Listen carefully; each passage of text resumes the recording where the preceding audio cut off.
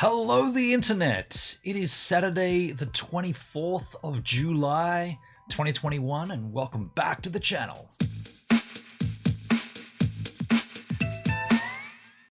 And welcome back to day 24 of July. What is July? Well, every day for the month of July, I go live. Right here on the tubes of you. Take the word July, take the word live, smash them together, and you get Julive. Now you might say, dude, you do live streams every day on DLive. What's the freaking difference?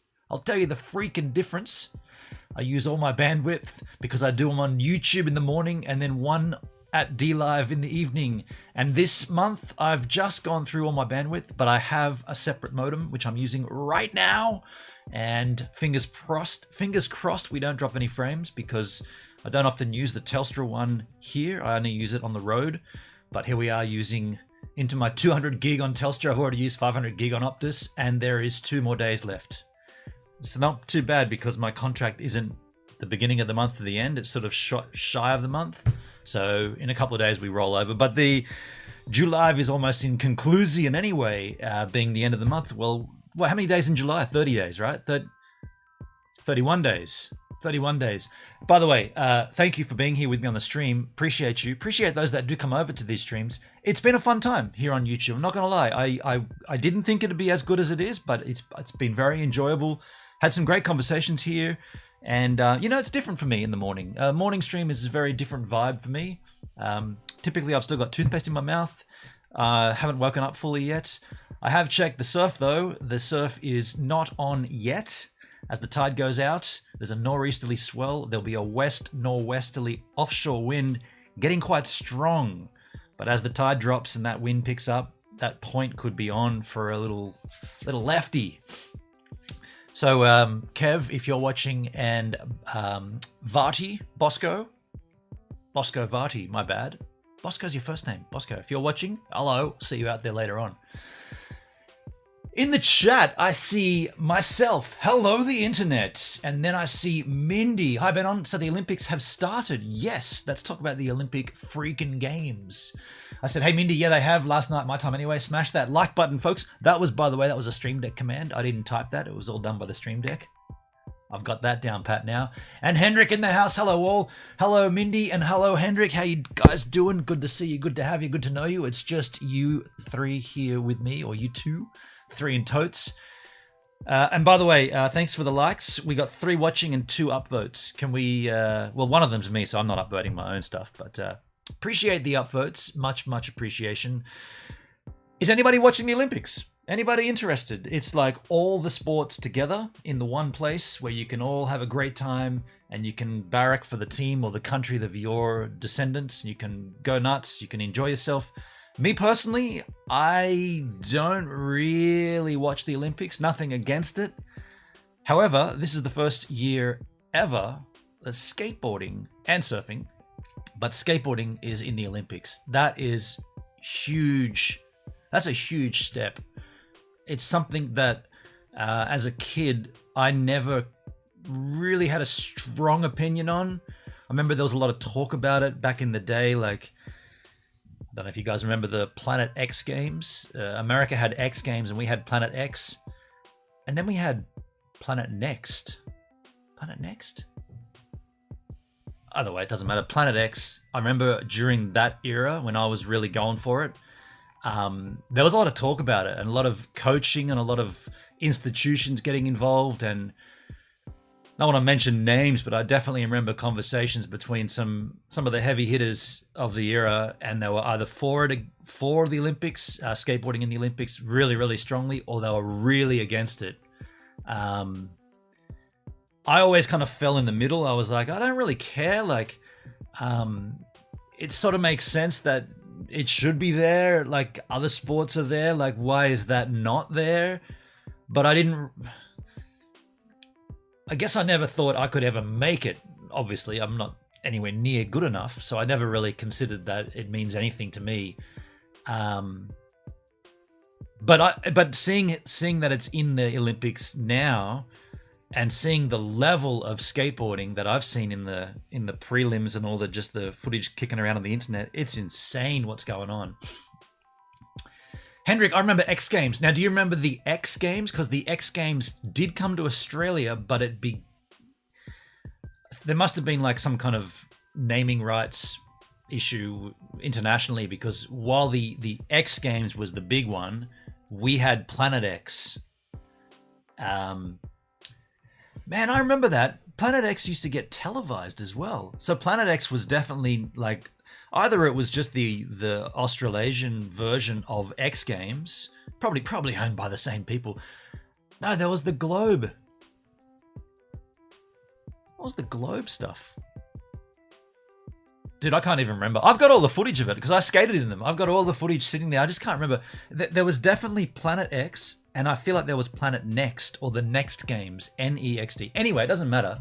But yeah, at that time was when, and this goes back to like 2003, 2002, and this is when there was a lot of talk about Olympics, and there was like the AIS was involved, and there was coaching regimes. Good friends of mine became skateboard coaches.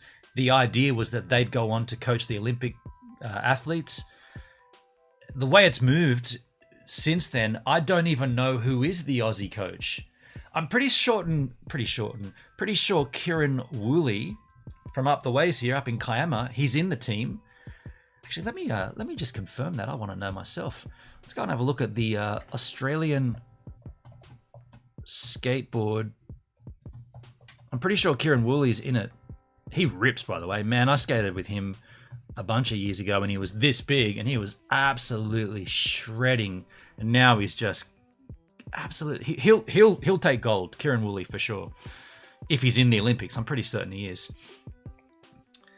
The Australian Olympic Committee has named a 5-strong Aussie Olympic skateboarding team, becoming the first Australian Olympic skates...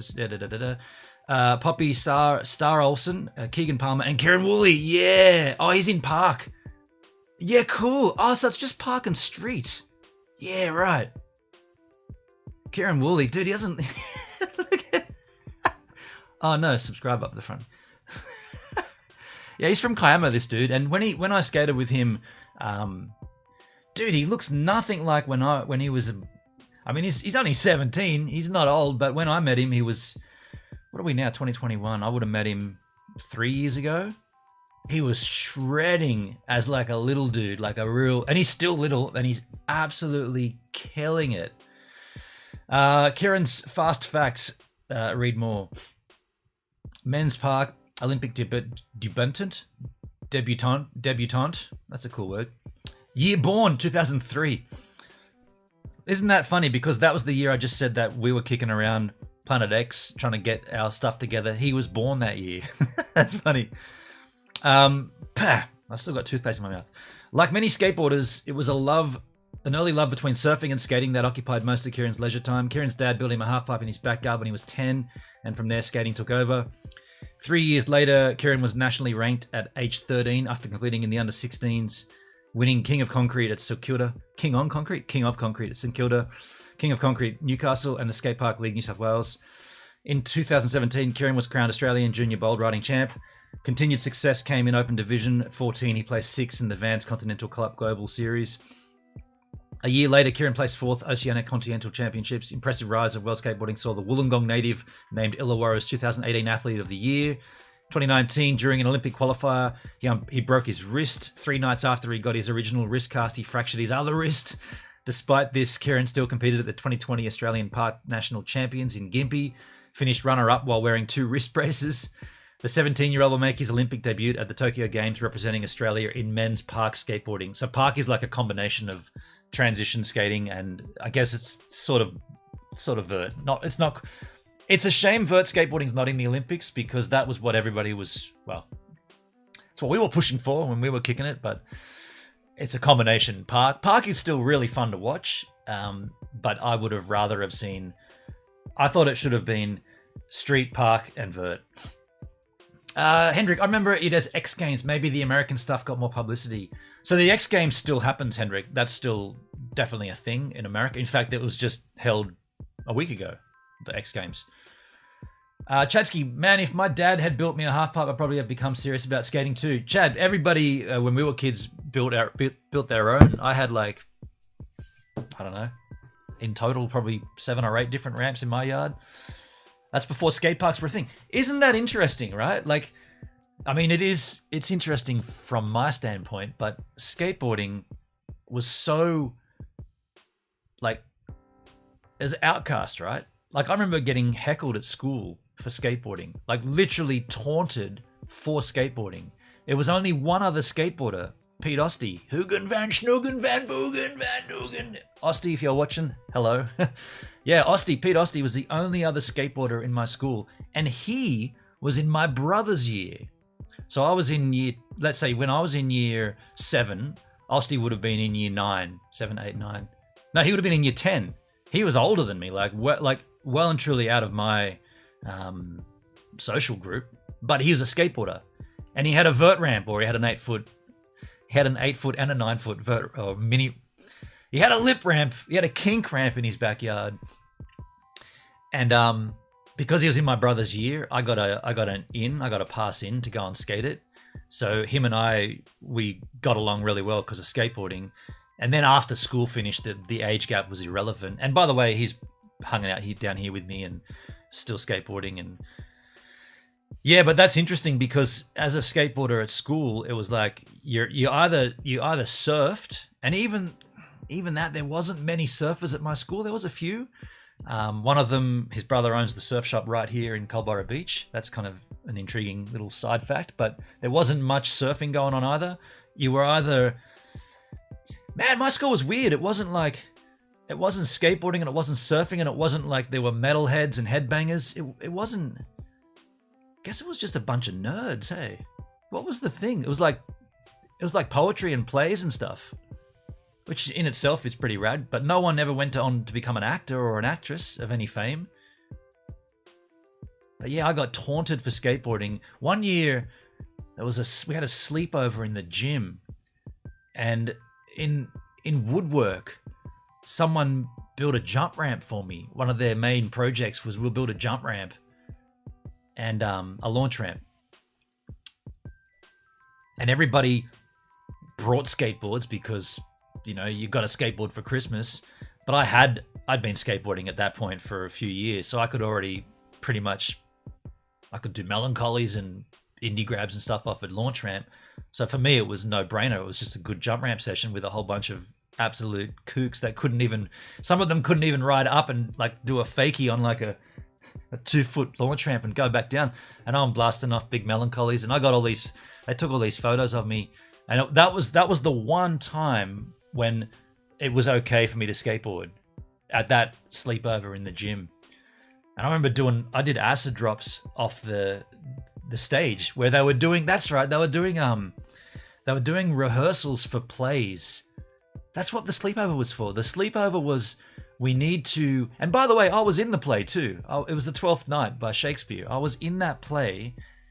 Oh, wait a second. No, that was in year 12 or year 11. Or was that year 10? I was dating Linda. It must have been year 11. I'm getting this all mixed up. There was a sleepover.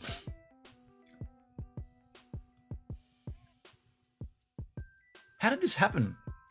My memory is so bad, but there was a sleepover in the gym and they were reciting plays, and I got in the way and I got busted because the gym had just got a new floor laid down, and it was like this weird sort of half compressy.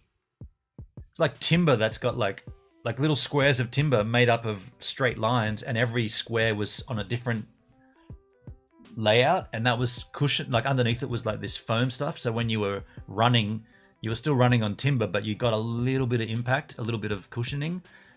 And I remember launching off the stage down onto the gym, and I got about 4 different acid drops in, and then I got busted because I was snaking in between the dudes and the kids doing the play stuff, the rehearsals, and then the Mr. Pete came and busted me because I was landing on the new gym floor. I got a photo of that too. Got a photo of me doing a melon off the top of that stage. This is not what I wanted to talk about though. I want to talk about the Olympics, but you get me started on skateboarding. Sinan, hello Sinan. How you going, man? Always wished I'd gotten more into it when you were a kid. Chadsky for skateboarding. Yeah, okay.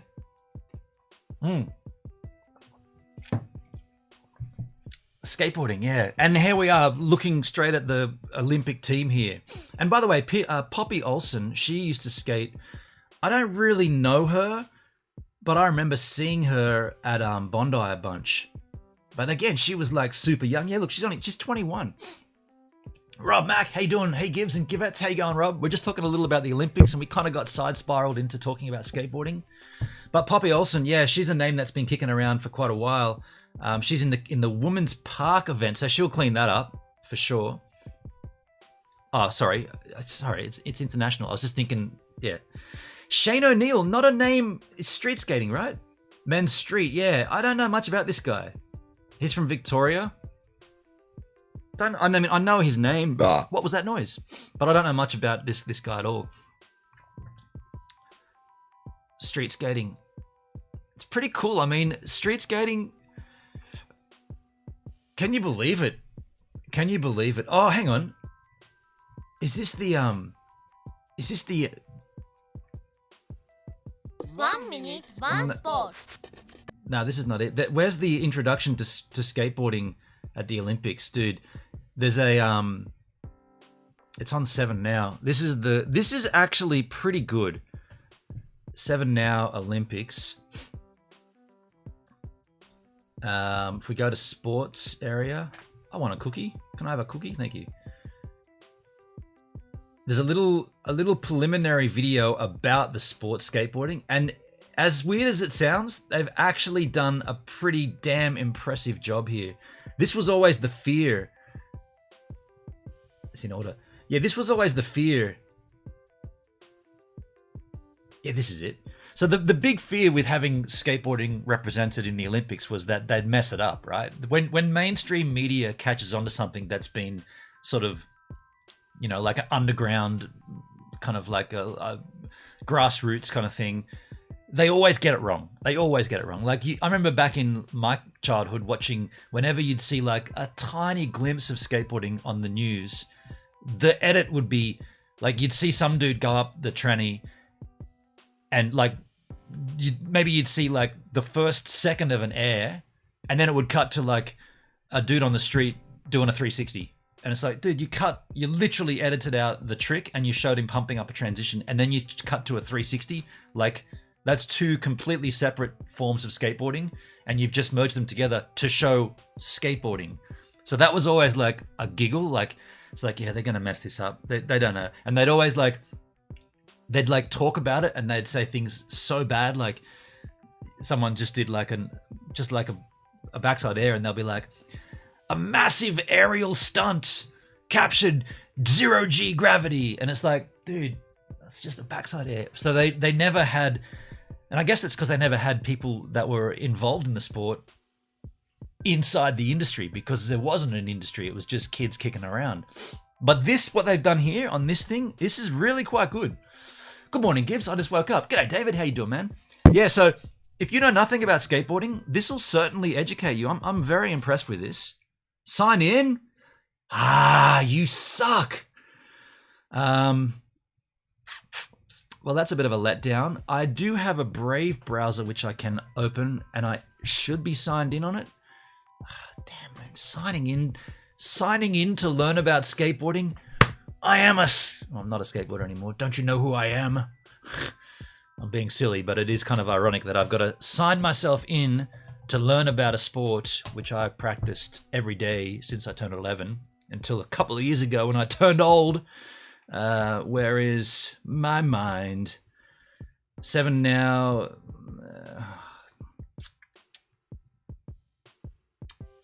I apologize.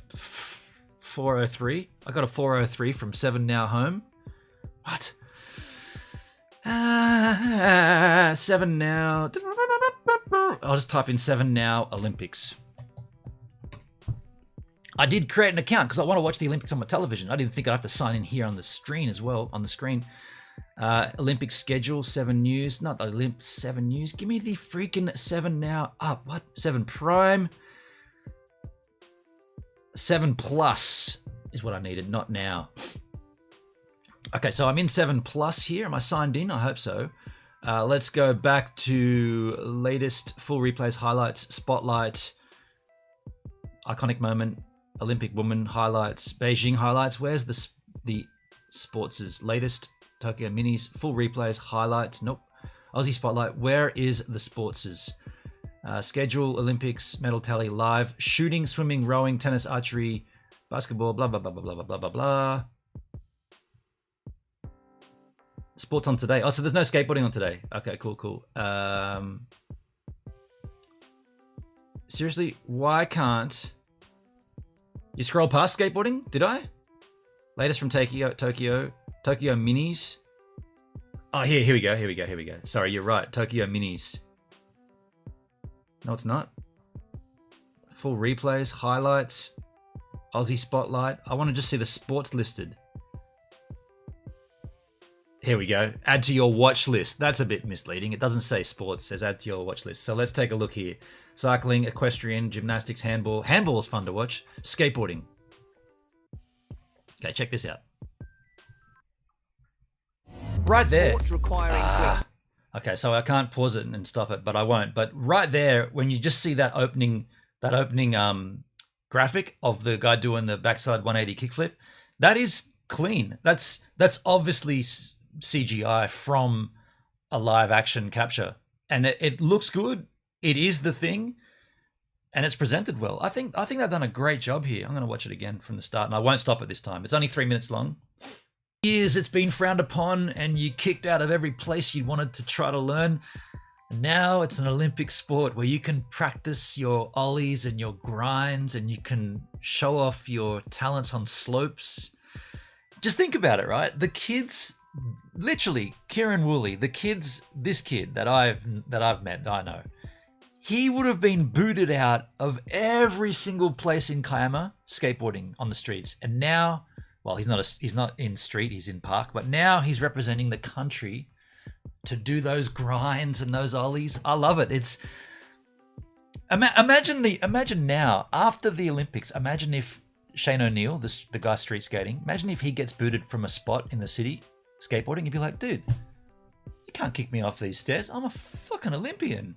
I represented you in Tokyo. Look at this. I'm a gold medalist. He'll get gold. I'm a gold medalist. You're kicking me off your stairs? You should be thankful that I'm skating here. I'm a gold medal Olympist. Would you kick out a gold medal swimmer from swimming freestyle at the beach? I'm a medalist. I think this is such an interesting thing. Hey, like, right on, Chad. Skateboarding isn't a crime. It's a sport. That was the slogan. Skateboarding is not a crime. Well, it is, and it always has been. Now it's also an Olympic sport. I mean, yeah, this is touching. This is kind of there'll be more acceptance of skateboarding, right? Now there's like skate stoppers on every curb and every handrail. When kids knock those things off and try to skate them, maybe the shop owner will go, maybe you'll be our next representative. You can't skate now because I'm open for business, but I'm going to be closing at 4:30. I'll close a little earlier for you guys. Sun's going to go down. You want to come back at say 4:20, and I'll close early for you, and you can skate this until it gets dark. That's kind of what's going to happen. People are going to accept it. And we've got Tony Hawk to thank for that, right? We got Tony Hawk to thank for that. He brought this into the households via computer games. And now it's an Olympic sport. Ashley, you all understand her accent? I mean, it was a pretty nondescript accent, I thought. It's just very English. Oh. But did you guys watch the opening ceremony? I want to touch a little on this.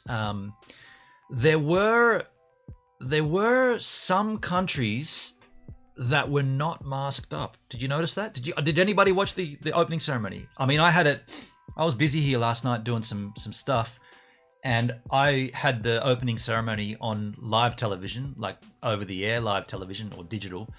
And I wanted to stay here doing my thing. And if I wanted to watch it, I couldn't quite see it because it's like the angel of my television is facing the bed. So I'm sort of sitting here, and every now and then I'm trying to get an angel on there and watch it. So what I did instead was I grabbed my television and I pulled it out, and I literally walked it all the way around here, and I sat it on the floor there, and so I could just. And my television was down there, and I was like doing my thing, and then every now and then I'd look down, and there was a team. Where was it? Pakistan? Like everybody was wearing masks, right? No one in the stadiums. Just countries walking out to nothing. Just the applause of those that are already in the stadium. Some officials and some camera crew, and then they had just the grandstands, and they had it's like they had cardboard or something, like squares of cardboard or something, or that might have been the back of the seat lifting up, because there was no one in the stands. But there was, Pakistan. Look, Pakistan came out without masks on. Can you see that? Marur Shazjad and Khalil Akhtar didn't follow COVID-19 protocol during the opening ceremony at the National Stadium. The Pakistani flag bearers didn't wear their masks in accordance with rules. Look, he's just pulled his mask off. And okay, so here they are, right here. These two, they don't even have masks. They don't even have them on. Hey, they don't even at least this guy's got it on, but he's pulled it down. These guys are like, nah, not wearing it. I'm here to flag bear. You can't stop that. I'm already bearing the flag. I'm not going to mask up. Yo, Gigs, how you doing? How you doing, Gigs? Good to see you. Yeah, what's your take on this, folks? What do you think? It wasn't the only team that did that as well. There was not Kazakhstan. There was another team that did the same thing. Maskless flag bearers of Pakistani's Olympic team struck a stark contrast as they marched through Tokyo's National Stadium during the opening ceremony on Friday, last night for me. While the rest of the team had covered their faces, the two athletes who held aloft their country's flag pulled down their masks as they marched. No, they didn't. They don't even have them around their neck. While badminton player Mahou Shazbad mask was under his chin, that's this guy here, I guess. Shooter Khalil Akhtar, his mask had covered his mouth but not his nose. I mean, are we going to get that nitty? Oh, I guess it's right there. Are we going to get that nitty gritty? Most members of the teams of Kyrgyzstan and Tajikistan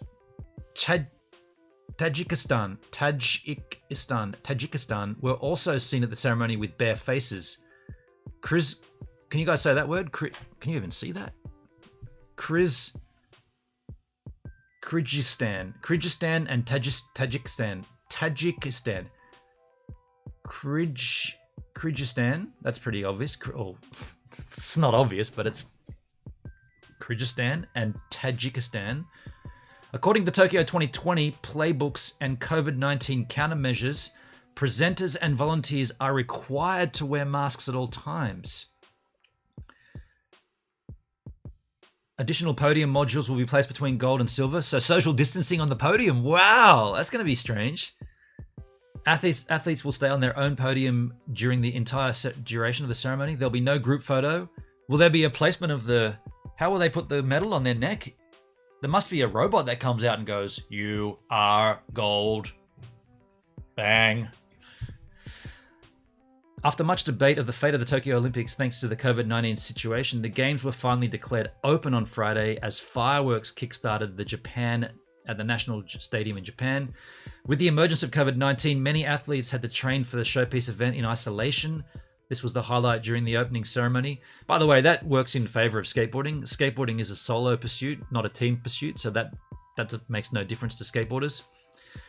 During the ceremony, parading athletes observed physical distancing. At the beginning of the ceremony, the Japanese flag entered the stadium, and then the light show began. Five-time world champion Mary Kom and men's hockey captain Manpreet Singh led the way as India made its way at the parade of the nationals. Why are we talking about India all of a sudden? Because of the Delta strain? What about the Chinese team? Did they cop a good... Oh, there's some ladies in their underwear. Hello, ladies. What about the Chinese team? I wonder how that went down, right? The Chinese team. Those it said Kyrgyzstan. Kyrgyzstan? Is that Kyrgyzstan? Is that how you say that? Where is it again? Kyrgyzstan. Okay. Kyrgyzstan. Okay, I can see that now. Gigastan. Gigastan. Gigastan. Chadsky, it seems rude. I wonder what their thinking was. I wonder what happens. And surfing too, a single pursuit. Yeah. That's. I've always been more attracted to individual pursuit sports. I did try playing like soccer at school when you had to. They forced you to do it. Soccer and T-ball, which is baseball, but no one pitches. You put it on like a stand and you hit it off the stand. I didn't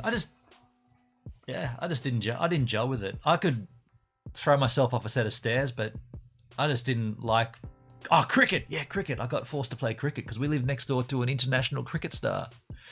Our childhood home was next door to the Australian captain for cricket. Can you believe that? And then he didn't have sons. He had 2 daughters, 3 daughters. 2 daughters at that time, and he kind of not befriended me, but he did sort of, take an interest in me as a young boy, and he gave me. Hope he never sees this.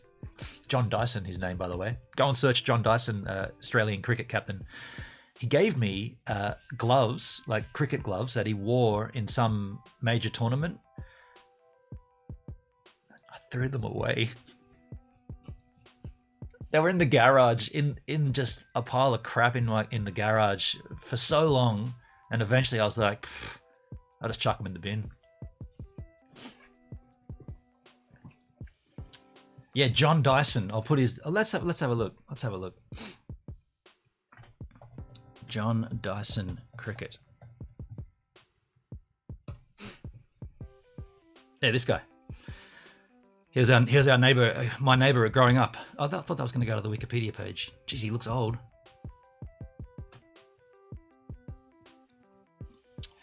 John Dyson, born 11 June 1954, a former international cricketer, batsman who is now a cricket coach, most recently in charge of the West Indies.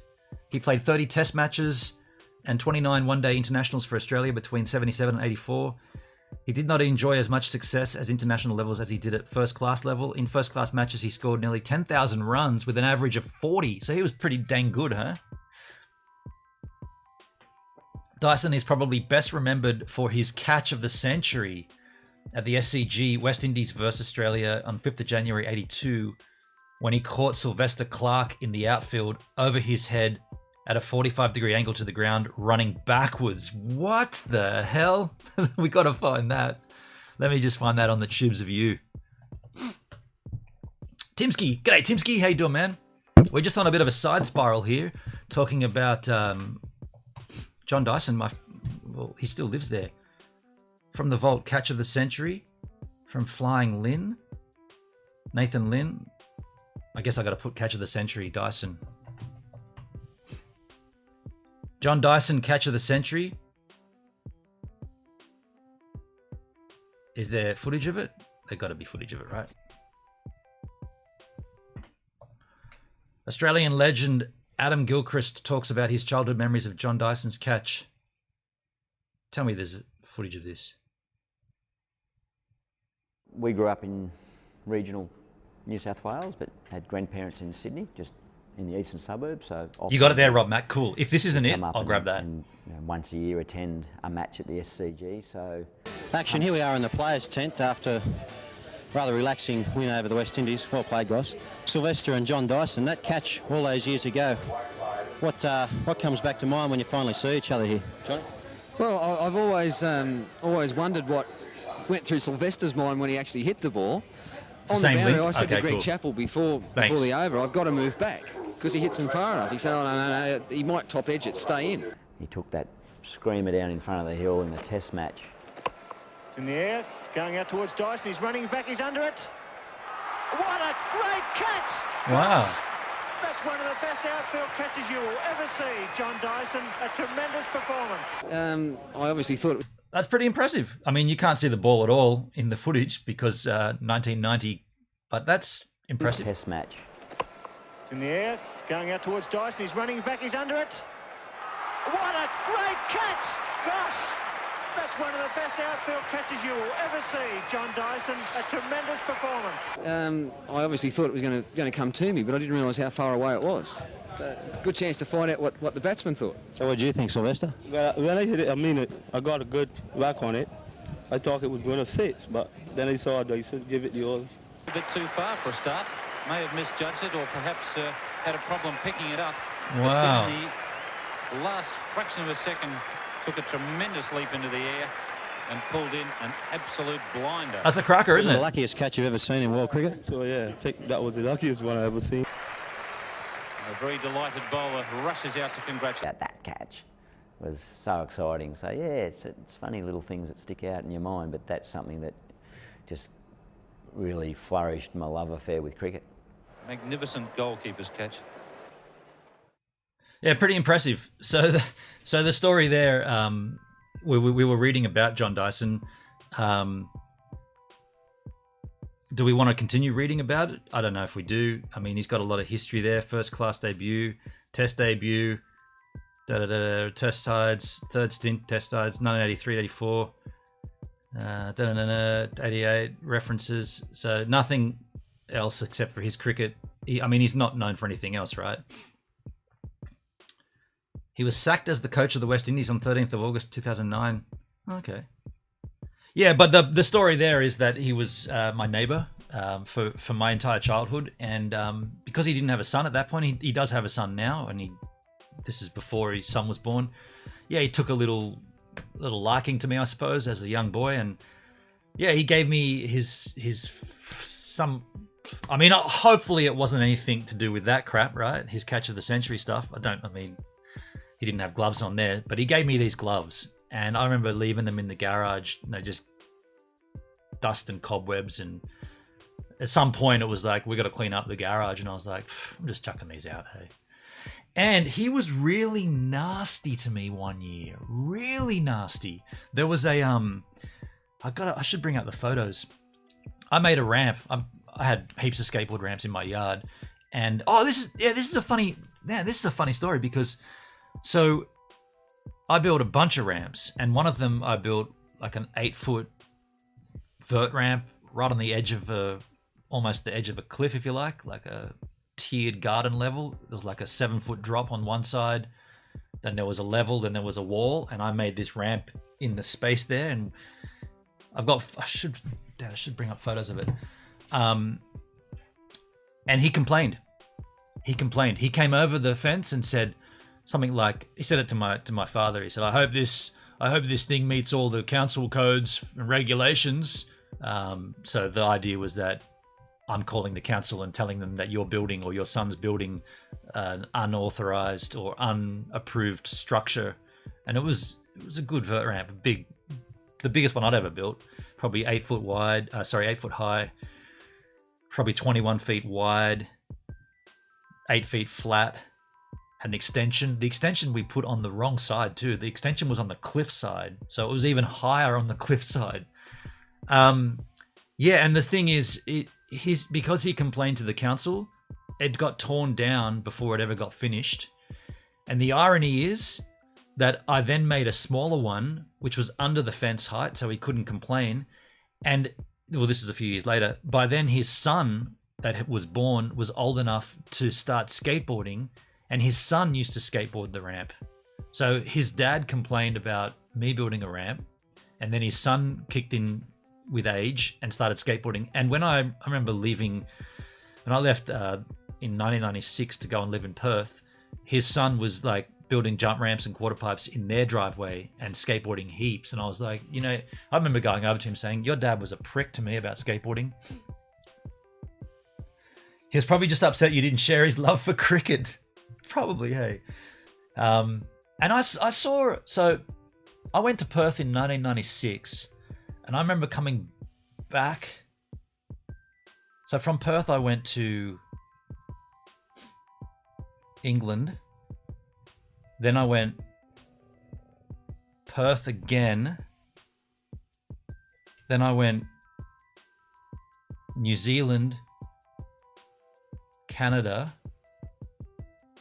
And in 2000, Dad died in 2001. So in 2001, I came back. I was back in Australia. Yeah, and I was taking a bus from Janali back home, back to Oyster Bay, and someone got on the bus and they were already on the bus, and I sat down in front of them, and he tapped me on the shoulder, and I said, "Hey, Benon," and it was John Dyson, and he had aged terribly.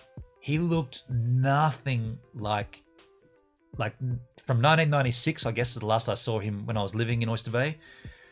He looked nothing like that. He was like a real different. I was looking at him and he said, it's John Dyson. I was like, so it is. I can't believe how different he looks as an old man. Like, you know, you got those apps where you change someone's face to an older person. That if you went back in time and did that with his younger face, that app completely got it wrong. He looks nothing like that. Yeah, I mean, I'd be surprised if he isn't. Is he still alive?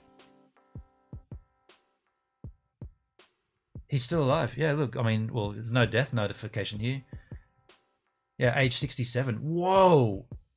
Dude, he aged... If he's only 67 right now, and that was in 2001 when I saw him, he aged terribly.